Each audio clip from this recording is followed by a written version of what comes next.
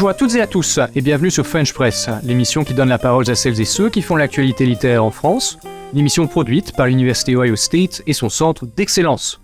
Alors aujourd'hui, nous avons le très grand plaisir de discuter avec Harry Roselmack qui vient nous parler de Nouvelles d'après 20 heures, un recueil paru chez Auteurs du Monde. Pour cette conversation, j'ai la joie d'être accompagné par Adrien de la chaîne littéraire Les Mémoires d'Adrien. Bonjour Adrien. Bonjour Benjamin. Bienvenue dans notre émission. Alors vous avez 33 ans Adrien, vous êtes docteur en droit public et auteur d'une thèse portant sur la politique d'intégration des étrangers. Vous travaillez actuellement en tant que cadre dans une administration de l'État. Passionné de littérature depuis votre plus tendre enfance, vous avez créé les Mémoires d'Adrien en septembre 2021. Porté par l'envie de transmettre votre passion pour toutes les littératures, d'en parler avec la même exigence, sans souci du support ou du genre, de découvrir d'autres univers et surtout de montrer que l'on peut très bien lire Proust, Tolkien et Urasawa dans la même journée. Alors aujourd'hui, les Mémoires d'Adrien, c'est un blog, une chaîne YouTube, un compte Twitter, un compte Instagram et un podcast également. Félicitations pour vos très nombreuses activités. Alors merci beaucoup de nous rejoindre pour cette émission. Et bonjour à vous Harry Roselmack, merci de vous être rendu disponible pour cette conversation. Bonjour Benjamin, bonjour Adrien, je suis ravi de parler par votre intermédiaire aux Français qui vivent aux États-Unis et à tous les amoureux de la francophonie et aux amoureux de littérature en général. Absolument, merci vraiment d'être avec nous aujourd'hui. Alors je vais vous présenter, même s'il n'est peut-être pas nécessaire de vous présenter puisque nous vous connaissons tous très bien en France, mais néanmoins. Alors vous êtes né en 1973 à Tours de parents martiniquais. Vous avez grandi dans la ville de Tours, vous avez également étudié l'histoire et le journalisme. À l'époque de vos études universitaires, vous avez fait vos premières armes dans le journalisme en travaillant pour une station de radio locale, Radio Béton. Quelques années plus tard, vous avez rejoint Radio France. Au cours de vos études, vous avez également écrit des articles sportifs pour le journal local La Nouvelle République du Centre-Ouest. En 2006, vous avez fait votre première apparition à la télévision nationale française sur la chaîne d'émission TF1. À partir de cette période, vous êtes devenu le présentateur de nombreuses émissions, en particulier le Journal de 20 heures et Harry Roselmack en immersion. Vous êtes également apparu sur les chaînes Canal+, iTélévision et France 3. Éclectique et curieux, vous avez réalisé un film en 2015, Fracture, tourné en Bulgarie avec Gaël Bonnel-Sanchez. Alors, en complément d'une carrière déjà bien remplie dans le monde de l'audiovisuel, vous êtes également consacré à l'écriture. Après un premier roman publié en 2007, vous avez écrit avec Michel Douard ce recueil de nouvelles intitulé donc « Nouvelles d'après 20 heures ». Cet ouvrage est paru en 2020 aux éditions Auteurs du Monde et c'est de ce texte novateur que nous allons parler aujourd'hui. Alors, pour commencer à discuter de votre travail, je souhaiterais m'arrêter sur votre cheminement littéraire. Après Novilu, un premier roman publié en 2007 aux éditions de Courcelles, vous êtes revenu à la littérature avec Nouvelles d'après 20 heures. Je serais curieux d'en savoir davantage au sujet de votre parcours littéraire. Quelle place la littérature occupe-t-elle dans votre vie et vouliez-vous être écrivain avant même de devenir journaliste?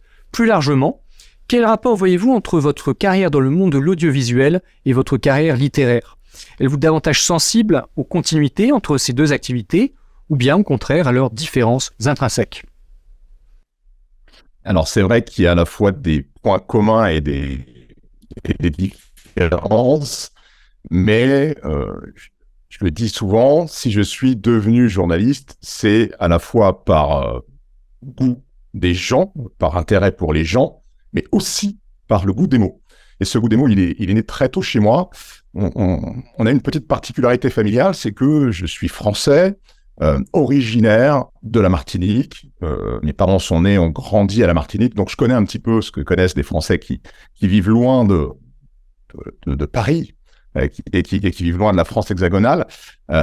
Et ma sœur a vécu les 12 premières années de sa vie à la Martinique, quand mon frère et moi avons grandi à Tours, en région centre, donc au centre, au cœur, j'ai envie de dire, de la France, un cœur historique aussi, parce que les châteaux de la vallée de la Loire étaient très proches de nous.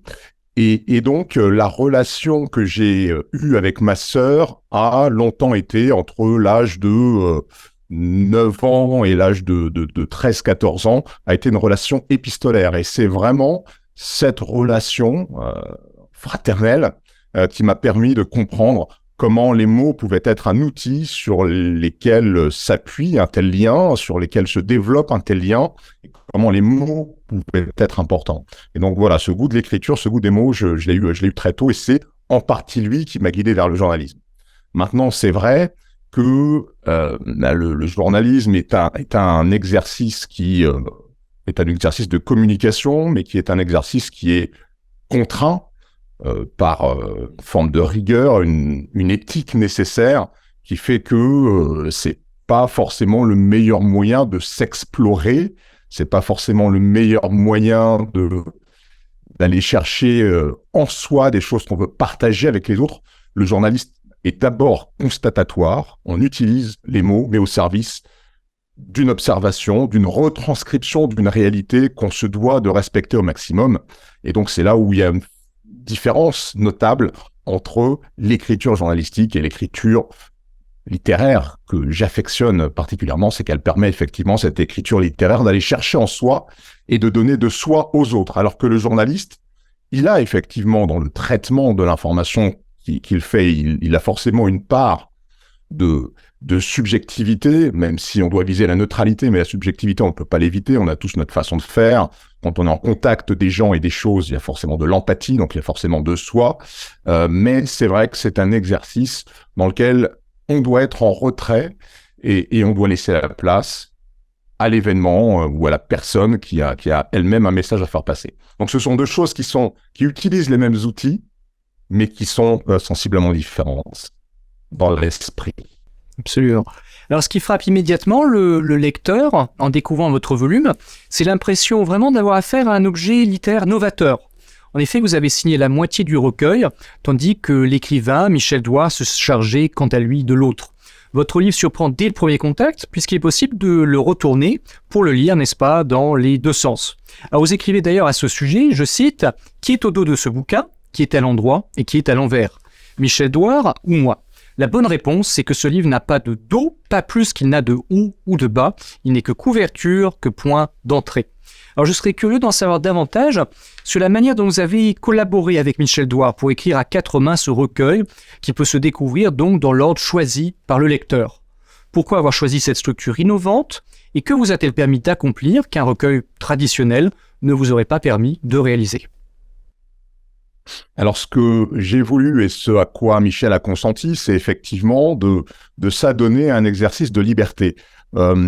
D'ailleurs, les premières nouvelles que nous avons écrites, nous les avons publiées sur les réseaux sociaux parce que moi, j'ai vécu cette aventure de nouvelles auquel je ne m'étais jamais prêté, comme une façon d'aller chercher des gens, des lecteurs, en leur disant aujourd'hui, nous, citadins, très occupés, très pris par les écrans et par tout un tas d'activités, nous avons parfois tendance à délaisser la lecture littéraire. Et je m'adressais surtout aux jeunes générations.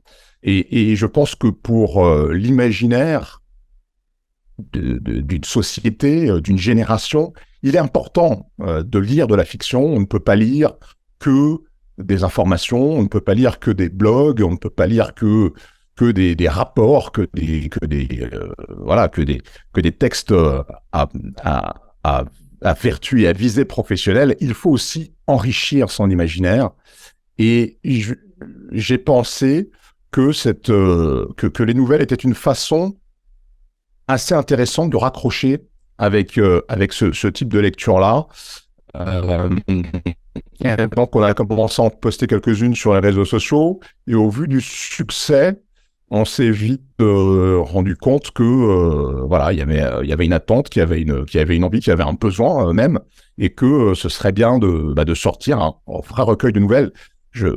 C'est un genre qui, en France, comparé aux États-Unis par exemple, est un genre qui est un peu minoré, et je trouve ça dommage. Et je me suis surtout rendu compte à quel point écrire une nouvelle, c'était en termes de structure narrative quelque chose de très exigeant, de très particulier, et auquel on a pris, et Michel et moi, un vrai plaisir à écrire ces petites histoires-là. Et donc, on a voulu cet exercice, on a voulu le voir comme un exercice de liberté, c'est-à-dire qu'on a voulu vraiment que le lecteur puisse prendre le livre dans le sens, mais au sens propre, c'est-à-dire qu'il prend l'objet dans le sens où il veut, puisque les deux couvertures sont tête bêche, donc il n'y a pas de bas, il n'y a pas de haut, vous le prenez dans le sens que vous voulez, vous découvrez l'histoire dans l'ordre que vous souhaitez, et finalement, voilà, l'idée c'était vraiment d'offrir comme ça au lecteur une vraie participation, une vraie interactivité qu'on trouve dans le digital, mais qu'on a assez peu avec un livre, un roman qui a un début, une fin et qu'on ne peut pas lire dans le désordre. Là, il y avait quand même cette capacité de donner ce repère qui est celui de cette jeunesse qui surfe sur le web, de lui donner ce repère de cette liberté, cette proactivité dans la lecture du livre. Est-ce que vous voyez une forme d'analogie finalement entre la liberté de lecture de votre texte et la forme d'Internet ? Sa capacité à être abordée par des points divers. C'est ça que vous avez essayé de créer d'une certaine manière ? Oui, je pense que l'Internet a créé de nouveaux usages. On constate dans la consommation d'informations, et je pense que c'est vrai aussi dans la consommation de divertissement. Et je pense qu'effectivement, l'internaute est très attaché à cette liberté-là et que c'est plus facile d'aller le chercher en reprenant quelque part ces codes-là qu'en lui donnant un récit un peu plus exigeant. Il faut une discipline de lecture un peu plus forte. Donc effectivement, on a misé sur cette analogie-là pour aller chercher des néo-lecteurs ou des gens qui avaient un petit peu délaissé la lecture. Et est-ce que vous avez eu notamment des retours, des échanges avec ces lecteurs lors de, je sais pas, festivals de livres, signatures ? Est-ce que vous avez notamment remarqué que des lecteurs appartenant aux jeunes générations avaient été particulièrement sensibles à votre travail ? Oui, on a eu ces retours-là dès le début. Dès qu'on a posté nos premières nouvelles, on a eu des retours très enthousiastes de lecteurs très divers, en termes de génération, en termes d'origine aussi. Et c'est vrai que ça nous a encouragés. Alors après, c'est vrai que le livre est sorti fin 2020, début 2021. On était encore dans une période de Covid et malheureusement, on n'a pas pu faire autant de rencontres et de salons qu'on aurait voulu en faire. Mais les quelques rencontres qu'on a faites avec des lecteurs se sont effectivement très bien passées, avec cette vraie curiosité par rapport à cet objet un peu particulier, peut-être un peu hybride aussi, et c'était très intéressant. Alors, précisément, nous venons de parler, vous et moi, de la dimension formellement innovante de votre recueil. La deuxième chose qui peut frapper votre lecteur en découvrant votre travail, c'est la très grande variété des textes. Alors, non seulement nous découvrons les portraits successifs d'individus très différents les uns des autres, qui viennent offrir un commentaire sur la société actuelle, mais nous lisons également des textes qui adoptent une grande diversité de styles et de formes. Parfois, vos textes sont écrits dans un style très familier, volontairement. Parfois, ils sont rédigés en créole. Parfois encore, vos textes font l'économie des espaces, de sorte que le désir d'innovation formelle et stylistique est vraiment omniprésent dans votre recueil. Alors, par-delà cette grande diversité de textes, je me demande quels sont les thèmes majeurs qui font d'après vous le lien entre ces différentes nouvelles. À votre avis, existe-t-il un fil thématique qui vient établir une connexion entre les textes hétérogènes qui composent votre recueil ? Oui, en effet, l'ambition, ça a été pour moi d'établir une espèce de photographie de la société dans laquelle on vit, qui est une société diverse, qui a parfois du mal à se reconnaître comme telle, mais qui l'est, et qui a des difficultés qui sont liées justement à cette diversité. C'est vrai que toutes mes histoires, même si elles mettent en scène des personnages différents, dans un style, effectivement, d'écriture qui correspond aux personnages que je dépeins, tous ces personnages sont confrontés à des problématiques, ils sont confrontés évidemment aux mêmes émotions, ils sont confrontés évidemment aux mêmes sentiments, mais ils les expriment différemment. Et l'idée, c'était vraiment à la fois de dépeindre cette société dans sa diversité, mais aussi d'aborder l'humanité au sens plus large et au sens parfois fantasmé.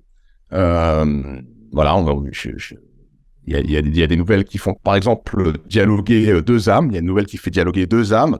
Là, c'est effectivement l'humanité telle que j'en suis convaincu. Elle existera peut-être un jour, ou elle existe peut-être déjà dans une autre dimension. Je crois que c'est vraiment cette quête-là qui est le point commun de toutes les histoires que j'écris, et qui est d'ailleurs un point commun avec mon premier roman, Novilu, qui parle aussi de l'être, avec un E majuscule, et qui a déjà un petit peu cette ambition presque métaphysique. Ambition métaphysique, n'est-ce pas, qui se retrouve dans votre nouveau texte, mais on en parlera un petit peu plus tard, n'est-ce pas? Alors, vos textes, ceux donc des nouvelles d'après 20 heures, sont souvent nourris de références littéraires. Par exemple, le titre de l'une de vos nouvelles est « La vie devant lui », référence au fameux roman d'Émile Ajar, Romain Gary, « La vie devant soi ». Par ailleurs, le titre d'une autre nouvelle, La cruelle légèreté de l'oubli, est un clin d'œil au roman de Milan Kundera, L'insoutenable légèreté de l'être. Gary et Kundera font-ils partie de votre panthéon littéraire, et en quoi peut-on dire que vos nouvelles d'après 20 heures établissent un dialogue littéraire avec ces deux auteurs en particulier? Oui, ces deux auteurs font partie de mon panthéon littéraire, et par la modernité de leur écriture, par le fait que leurs écrits soient centrés sur l'humain. C'est vrai que ce sont deux auteurs qui sont pas deux auteurs très descriptifs de l'environnement, de la nature, mais qui sont très descriptifs de l'humain. Ils traitent les personnages comme aujourd'hui on traite les personnages dans les scénarios de séries. C'est vrai qu'aujourd'hui vous produisez des séries, vous écrivez des séries. Ce qui est hyper important, c'est de bien développer, de bien archétyper vos personnages, de fouiller ces personnages, de leur donner une densité, une profondeur. Et eux, déjà, à leur époque, c'était leur façon de traiter les personnages. Et je pense que, voilà, s'il y a une chose dont j'essaye de m'inspirer, c'est de ça aussi, parce qu'encore une fois, ce qui me passionne, ce qui m'a guidé vers le journalisme, et ce qui conduit aussi mon envie d'écrire, c'est d'explorer l'humain. Et donc, voilà, cette chose-là est une chose que j'admire chez eux et que j'essaye à mon tour d'appliquer dans l'écriture. Alors, nous avons un tout petit peu parlé déjà, mais j'aimerais que nous revenions à la question de l'identité française. En effet, cette question de l'identité française et celle de l'appartenance à une communauté joue un rôle prépondérant dans votre recueil. En particulier, la nouvelle intitulée « Retrouvailles » contient, par exemple, cet échange. Je cite donc. Alors, c'est dommage, parce qu'on aurait pu créer un truc à nous, français, français juifs, français noirs, français musulmans, français asiatiques. Le problème, c'est qu'aujourd'hui, on est plutôt juifs français, noirs français, musulmans français, etc. Et pour moi, c'est la France qui en est responsable. Si Mère Patrie avait joué son rôle, en luttant efficacement contre les discriminations et le racisme, en assumant mieux les erreurs de son passé, on n'en serait pas là, nous, les Noirs. Alors, pouvez-vous nous en dire davantage sur ce sujet, s'il vous plaît? En quoi peut-on dire que vos nouvelles d'après 20 heures portent une réflexion sur la question de l'identité française et sur la difficulté en particulier à conjuguer celle-ci avec des identités complémentaires? D'évidence, cette thématique de l'identité française dans sa diversité, elle me suit professionnellement depuis que je fais ce métier public et visuel à la télévision, qui est le métier de journaliste, parce que, évidemment, mon arrivée sur des chaînes nationales a tout de suite posé cette question de mes origines, puisque, aux fonctions qui étaient les miennes, j'étais le premier afro-descendant à exercer, comme mon journal de 20 heures de TF1, par exemple. Et donc, de fait, même si dans mon fort intérieur, dans mon ambition absolue, ce qui m'intéresse, c'est pas ces questions-là. Ce qui m'intéresse, c'est pas les questions de communauté, c'est pas les questions de l'ethnie, c'est les questions de l'humain dans sa globalité et de l'humain dans son rapport avec l'univers, avec le monde qui l'entoure. Il faut néanmoins être réaliste Et cette question est une question prégnante dans la société française aujourd'hui.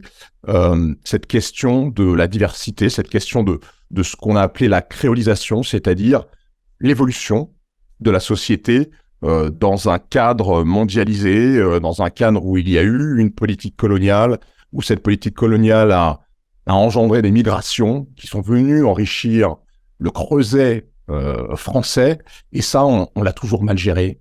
On l'a toujours mal géré par peur, certainement par peur de se perdre. Alors aujourd'hui, il y a une expression qui est très à la mode, qui est l'expression de grand remplacement, dont j'ai du mal à comprendre ce qu'elle recouvre finalement, puisque le sens de l'histoire, c'est la rencontre. Et la rencontre, c'est un enrichissement, c'est pas une perdition. Or, les Français ont, je trouve, de façon singulière, cette crainte de disparition, et je pense que c'est lié effectivement à l'histoire. Je pense que c'est vrai qu'à un certain moment de l'histoire de France, il a fallu aller rassembler des duchés très hétérogènes qui se faisaient la guerre. La France féodale, c'était une France de conflits, c'est vrai, et qu'il a fallu faire cet effort de rassembler tout le monde pour créer un creuset national. J'essaie d'envisager la façon dont on pourrait faire évoluer cela de la façon la plus harmonieuse possible. J'ai une nouvelle qui s'appelle Kandaka, où je montre bien aussi comment, d'un autre côté, un communautarisme tel qu'il est parfois vécu aujourd'hui, c'est-à-dire un communautarisme, et l'idée c'est d'essayer de trouver un chemin entre les radicaux, entre les extrêmes, pour créer une société française plus harmonieuse et qui s'accepte dans cette diversité qui est, encore une fois, le chemin de l'évolution et qui est tout à fait enrichissante si on chasse la peur qui effectivement bloque souvent. Très bien, merci beaucoup. Alors je vais donner à présent la parole à Adrien qui a préparé des questions au sujet de votre recueil. Bonsoir, monsieur Roselmack. Alors, vous l'abordiez tout à l'heure, le genre de la nouvelle, c'est vrai que c'est un genre qui est un peu délaissé en France, et je voulais revenir un peu sur cette notion. C'est vrai qu'aujourd'hui, le genre littéraire dominant de notre époque, en tout cas en France, c'est plutôt le roman. Vous aviez déjà donc publié un roman, et là vous avez décidé de publier un recueil de nouvelles. Or, je trouve que ce qui est brillant dans votre recueil, c'est que on y perçoit complètement le principe même de la nouvelle. C'est-à-dire que parfois on a trop tendance à penser qu'une nouvelle est un roman plus court, alors que pas du tout. C'est un exercice littéraire complètement différent, avec cette notion de chute qui est nécessaire et qu'on retrouve à chaque fois dans chacune de vos nouvelles. Et c'est ce que j'ai trouvé fascinant et intéressant tout au long du recueil.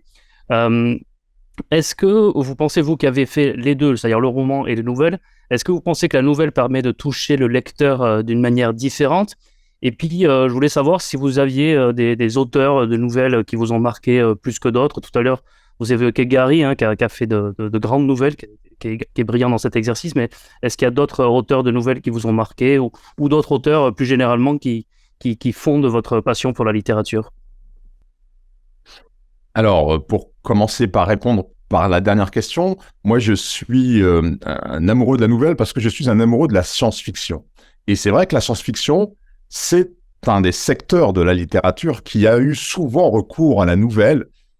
Asimov, Kadik, tous ces grands auteurs de science-fiction ont écrit beaucoup de nouvelles. Donc c'est vrai que c'est moi un style littéraire que j'aime et dont j'apprécie justement la puissance.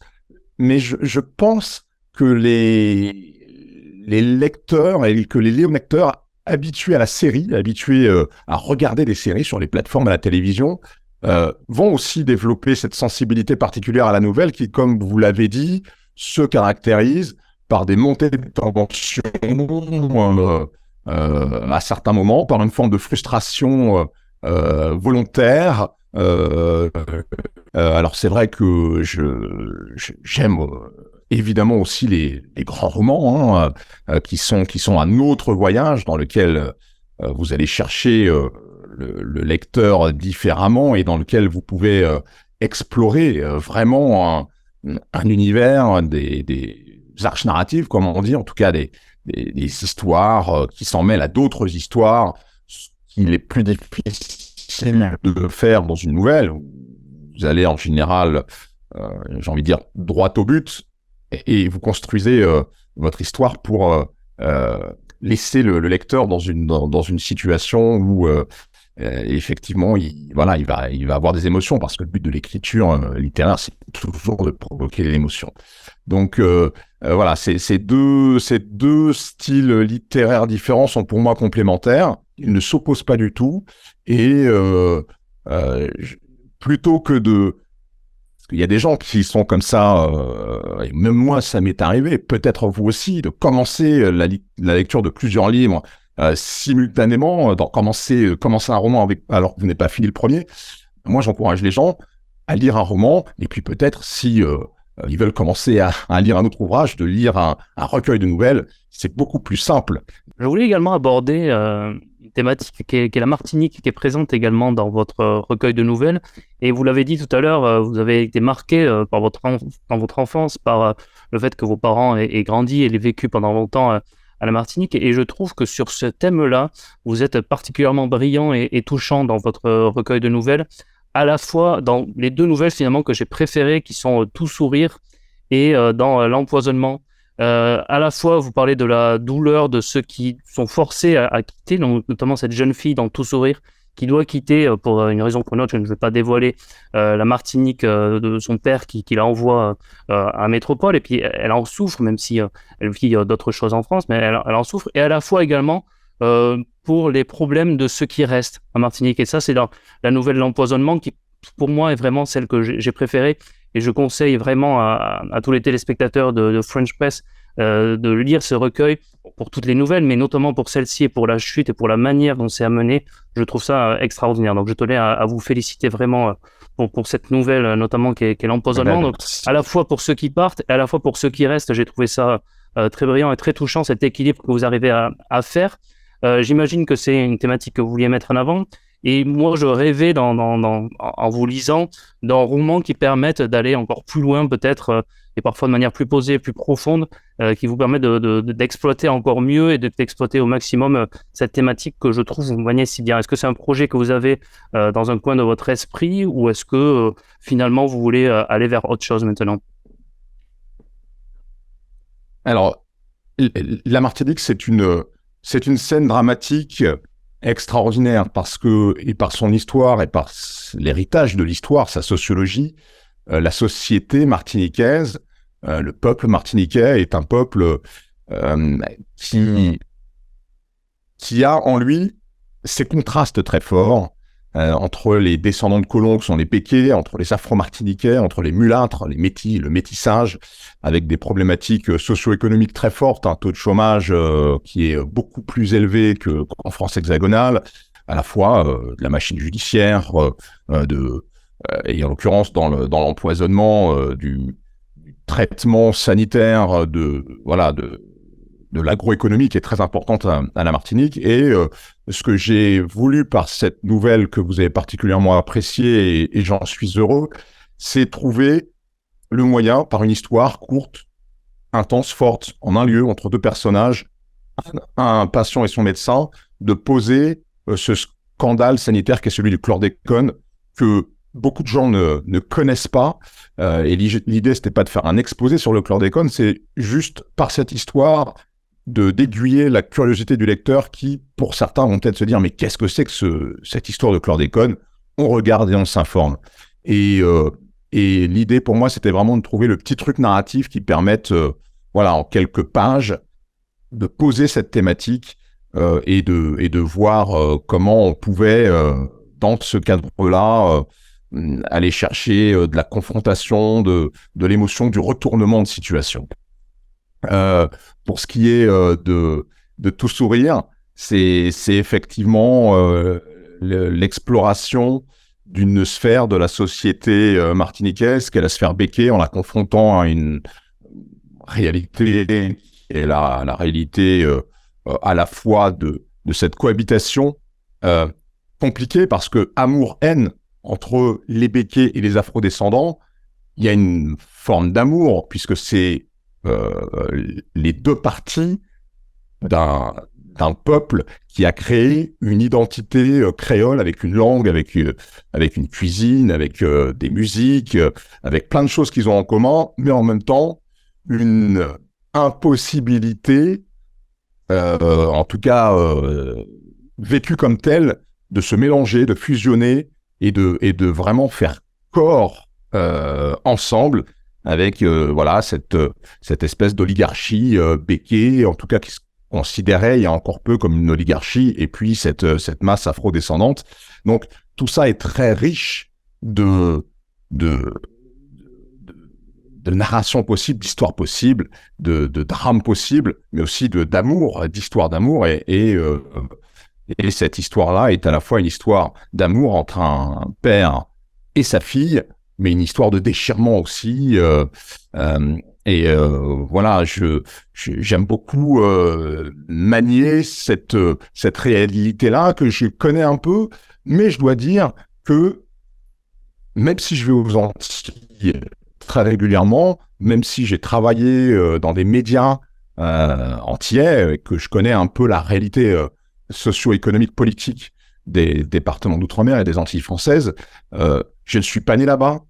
Je n'ai pas vécu là-bas sur une longue durée, et je me considère comme pas suffisamment sachant, comme pas suffisamment connaisseur en profondeur de cette société-là pour y poser, pour y faire un roman, pour écrire un roman sur cette trame-là. Vous voyez, j'ai encore un peu d'exploration à faire et de connaissances à avoir par rapport à la société. Que je trouve que vous abordez également parfaitement cette thématique de la spiritualité, du métaphysique, de l'imaginaire dans plusieurs de vos nouvelles. Par exemple, lorsque vous parliez tout à l'heure des âmes qui parlent entre elles, c'est assez inédit, c'est extraordinaire ça de trouver une nouvelle de ce genre. Encore un ange qui prendrait l'avion, le pardon également que vous abordez dans la nouvelle Le Moment, qui est vraiment très bien faite. Également un message d'amour dans la nouvelle nommée Tout sourire. C'est une thématique qui vous intéresse particulièrement, la spiritualité. Je dis volontairement hein, le mot de spiritualité et pas de religion, parce que vous comprenez bien, ça va bien au-delà pour moi de la religion. On parle bien de spiritualité avec la racine du mot esprit. Hein. Oui, on est tout à fait d'accord. C'est pour moi essentiel. C'est un caractère essentiel de ce que je suis. Et ça fait partie des choses que je veux vraiment porter. C'est que l'être humain a cette particularité dans le règne du vivant d'être un animal spirituel. C'est qu'il y a cette dimension-là qu'on a cru pouvoir étouffer, dont on a cru qu'on pouvait se passer, et dont on ne peut pas se passer parce qu'elle fait partie de nous. Et je pense qu'il y a eu, au sortir de la période très matérialiste, 20e siècle, on a connu parfois une forme de honte à assumer sa spiritualité. Et je pense que non, je pense qu'il faut vraiment l'assumer. Ça fait partie du genre humain, et sans l'une de ses jambes, l'homme, l'être humain, l'homme, la femme, ne marche pas bien. Et donc, pour mieux marcher, il faut assumer cette jambe spirituelle, entre guillemets, qui est propre à l'être humain dans le règne du vivant, en tout cas sur Terre. Peut-être qu'ailleurs, ça existe aussi, mais en tout cas sur Terre. Et donc, oui, ça fait partie de ce qui me meut dans la vie, et ce qui motive aussi mon écriture et ce que je veux partager par l'écriture. Dans votre dernière nouvelle, Kandaka, j'ai trouvé une citation, une phrase... L'avant-dernière. Avant-dernière nouvelle, pardon. Dans votre avant-dernière nouvelle, Kandaka, j'ai trouvé... oui, parce que la toute dernière nouvelle, c'est la nouvelle sans ponctuation. Exactement. C'est assez incroyable. Mais donc, j'ai trouvé une citation très marquante. Je cite, « Les causes justes doivent être défendues par des hommes et des femmes justes. » Est-ce que c'est une phrase qui aurait pas pu finalement être l'épigraphe de votre ouvrage, tant elle surplombe un petit peu l'esprit général de toutes les nouvelles de votre recueil? Oui, je l'assume tout à fait, en tout cas, comme pouvant être représentative de du message que j'entends faire passer, que j'aimerais qu'il reste au-delà de tout ce qui passe dans un livre comme celui-ci, avec autant d'histoires, avec autant d'émotions, avec autant d'envie de divertir, de faire réfléchir, etc. Mais cette phrase-là, effectivement, c'est l'une des phrases fortes, en tout cas, du livre, et je comprends que vous l'ayez retenue comme telle. Merci beaucoup. Alors, une dernière question avant de nous quitter, Harry Roselmack. Je crois savoir que vous avez exploré un genre très différent, un de vos précédents livres, et vous allez bientôt publier un essai de métaphysique. Pouvez-vous nous dire quelques mots au sujet de ce nouvel ouvrage ? Alors effectivement, mais je tournais autour depuis longtemps, hein. Encore une fois, mon premier ouvrage, Novilu, c'était pour faire, bref, l'histoire de personnages de fiction qui se rendaient compte qu'ils étaient des personnages de fiction dans un monde où les autres personnages pensaient qu'ils existaient vraiment, comme nous, on existe à notre dimension. Et donc, cette révélation transcendantale générait chez eux des comportements opposés et très différents entre l'un de ces personnages qui n'avait plus foi dans cette existence de papier et qui devenait un serial killer, et l'autre qui protégeait sa famille de ce tueur, même si effectivement leur essence à tous était une essence littéraire.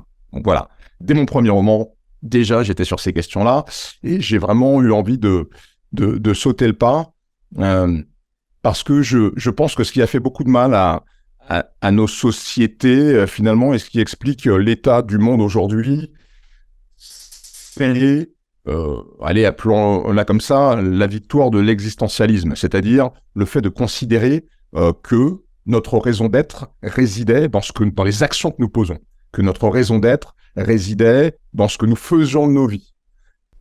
Est-ce qu'il est trop tôt pour vous, pour nous parler de l'éditeur de cet ouvrage ? C'est encore un secret, c'est officiel ? Alors, c'est presque officiel, mais la signature n'étant pas apposée en bas du contrat, très bien. Alors, dans ce cas-là, je n'insisterai pas, et ce sera un scoop pour un journaliste plus persistant que moi à venir. Très bien, aucun problème. Alors, un très grand merci vraiment pour votre présence aujourd'hui, Harry Roselmack. C'est un privilège de discuter avec vous et avec Adrien de votre recueil paru aux éditions Auteurs du Monde, recueil donc intitulé Nouvelles d'après 20h. Voilà, c'est la fin de notre émission. Nous aurons très bientôt la joie de nous entretenir avec Kerwin Spear, qui va nous parler du 2e volume de sa trilogie littéraire consacrée à l'auteur de La Promesse de l'Aube, Monsieur Romain Gary, texte novateur, passionnant, qui est paru en 2022 aux éditions Gallimard. Pour mener cette discussion, nous serons d'ailleurs rejoints par un grand spécialiste de l'œuvre de Romain Gary, le professeur David Bellos de l'université de Princeton. En attendant cette prochaine rencontre, n'hésitez pas à nous suivre sur les réseaux sociaux et à regarder nos précédents entretiens sur le site de la Villa Albertine, le site des services culturels de l'ambassade de France aux États-Unis. À très bientôt pour un nouveau rendez-vous avec French Press.